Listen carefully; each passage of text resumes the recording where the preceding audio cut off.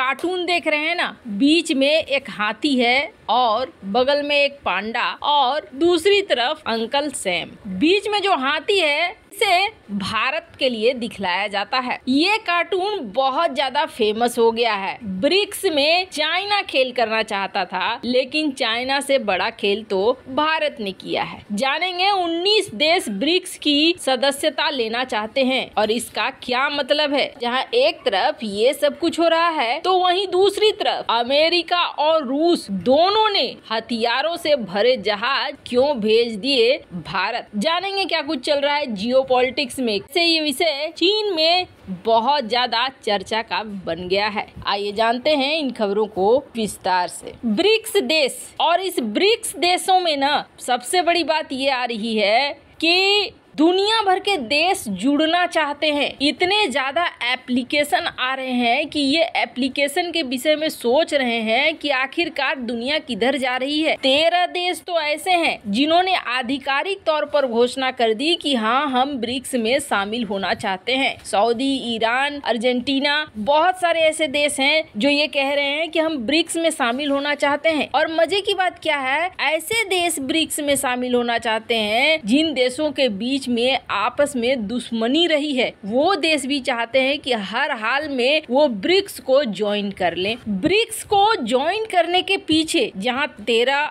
आधिकारिक तौर पर सामने आए हैं तो वहीं कहा जा रहा है 6 से ज्यादा देश हैं जो अभी फर्स्ट लेवल के बातचीत में अटके हुए हैं और जल्द ही ये अपना आधिकारिक घोषणा करेंगे कि वो भी ब्रिक्स में शामिल होना चाहते हैं। ईरान को तो हमने देख ही लिया, सऊदी अरब को देख ही लिया कि ये ब्रिक्स के सदस्य देश बन रहे हैं। अब वजह क्या है, क्यों आधी दुनिया ब्रिक्स के पीछे भाग रही है, तो आपको बता दें आधी दुनिया ब्रिक्स के पीछे इसलिए भाग रही है कि दुनिया का 54% से ज्यादा इकोनॉमी रखने वाले ये देश हैं। और दूसरी सबसे बड़ी बात क्या है कि ये अब एक कॉमन करेंसी लाने वाले हैं। ये कॉमन करेंसी का मतलब हो गया डॉलर का वर्चस्व खत्म और डॉलर की जगह इस कॉमन करेंसी को वैल्यू मिलेगा। ये देश चाहते हैं कि एकजुट होकर आपस में व्यापार करें। दुनिया के व्यापार का बड़ा हिस्सा इस ब्रिक्स देशों के साथ होगा। और जहां तक करेंसी की बात आ रही है तो आपको बता दें करेंसी डिजिटल करेंसी कही जा रही है। जो कॉमन करेंसी होगी वो डॉलर की तरह नहीं होगी बल्कि एक डिजिटल करेंसी होगी जिसका इस्तेमाल ये सदस्य देश व्यापार व्यवसाय में कर सकेंगे। इसलिए आधी दुनिया पगलाई हुई है कि हम ब्रिक्स को ज्वाइन करेंगे। ब्रिक्स के साथ उम्मीदें दिख रही है। वहीं ब्रिक्स का अपना एक बैंक भी है जिसे कहते हैं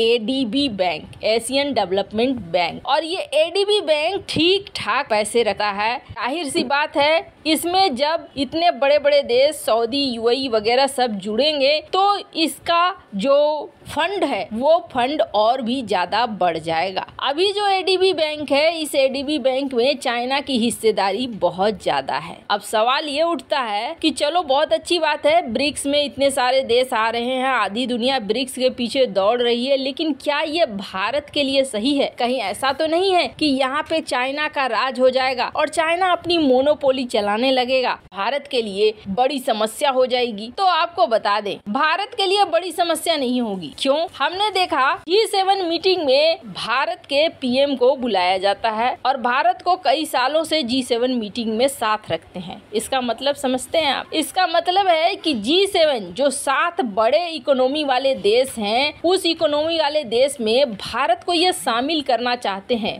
भारत को साथ लेकर चलना चाहते हैं। क्यों? क्योंकि इस वक्त आपको जो हमने कार्टून दिखाया था उस कार्टून का मतलब समझिए। ये cartoon south China morning post ने अपने आर्टिकल में डाली है। यहाँ जो हाथी है वो भारत को रिप्रेजेंट कर रहा है, पांडा है वो चीन को और अमेरिका को अंकल सैम। यहाँ पर क्या दिख रहा है? यहाँ पर दिख रहा है कि पांडा यानी चाइना ने अपने पत्ते खोल दिए हैं, तो वहीं सामने बैठे अंकल सैम यानी कि अमेरिका ने भी पत्ते खोल दिए हैं। लेकिन भारत जो एक बड़ा विशालकाय हाथी है, इसने अभी अपने पत्ते नहीं खोले हैं। ये किसकी तरफ जाएगा? क्या G7 की तरफ जाएगा या ब्रिक्स की तरफ जाएगा? इस कार्टून का और एक बड़ा मतलब समझिए, बहुत जल्दी चाइना को रिप्लेस करेगा भारत कई कई मामले में भारत का जो इकोनॉमी होगा और जिस तरीके से भारत ग्रो कर रहा है, बहुत जल्दी बहुत आगे निकल जाएगा। पर इस वक्त चाइना दुविधा में है। चाइना भारत को शामिल रखना चाहता है क्योंकि भारत के ऊपर दुनिया भर का विश्वास है, तो भारत दुनिया का एक बड़ा बाजार भी है। तो वहीं अमेरिका चाहता है कि G7 की तरफ रहे, लेकिन हाँ, चाइना को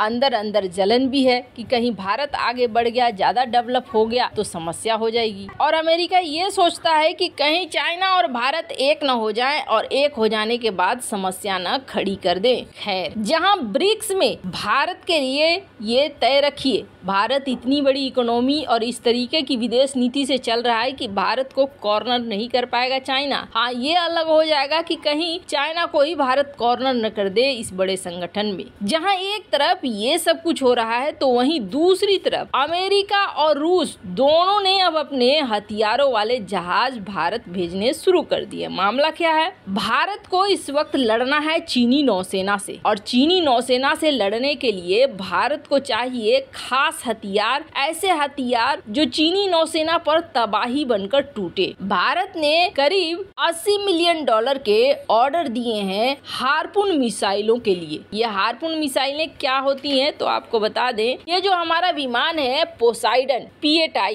इस पोसाइडन विमान में इन हार्पून मिसाइलों को लगाया जाएगा। ये हार्पून मिसाइलें एंटी शिप मिसाइलें हैं जो शिप के लिए काल बनकर टूट पड़ती हैं। अमेरिका को ये ऑर्डर दिया गया और अमेरिका ने इस ऑर्डर को स्वीकार भी कर लिया और कहा कि ठीक है, हम भारत को देंगे हथियार। वैसे आजकल चाचा बाइडेन भारत को बहुत सारे हथियार देने के लिए तैयार रहते हैं, क्योंकि ये हथियार चाइना के खिलाफ इस्तेमाल होंगे और चाइना को तोड़ने के लिए कोई भी सामने आए, अमेरिका उसका साथ देने को तैयार है। लेकिन भारत की कूटनीति, विदेश नीति समझिए, इसी तरह की एंटी शिप मिसाइल भारत ने ऑर्डर दे दिया है रूस को भी, और रूस भी इसी तरह की एंटी शिप मिसाइल को भारत भेज रहा है। और कहने का अर्थ ये है कि एक तरफ रूस दे रहा है हथियारों को, तो दूसरी तरफ अमेरिका भी दे रहा है हथियारों को। और ये भारतीय विदेश नीति, कूटनीति का लोहा ही है जो भारत ये करवा पा रहा है दोनों ही देशों के साथ। दोनों ही देश भारत को हथियार देने को राजी है।